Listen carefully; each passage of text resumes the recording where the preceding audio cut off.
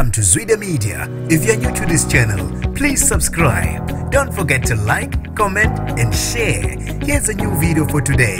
Enjoy.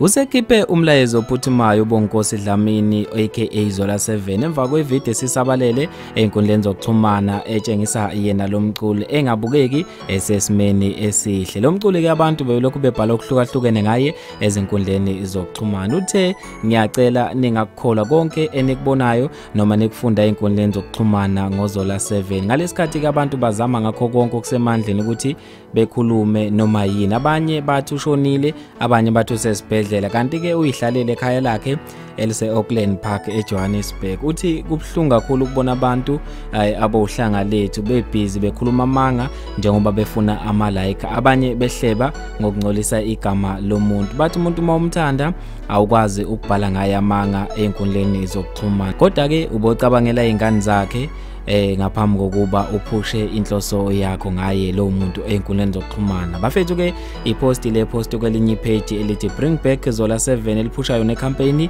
yokulekelela uZola 7 njengoba kukhulunywa indaba ezahlukahlukene ngaye. Ukhuza umkhuba ukuthi ke abantu bebhale indaba ezingamanga ngaye einkundleni zokuxhumana. Kuthi uZola uyaphila usemzini wakhe. Le video sabalele ke hayi nama ngiphawule kakhulu ngayo bafethu. Mina nje ngentatheli ka YouTube sengiphuma kanje ngithi awungibambe lapha evidweni elandelayo.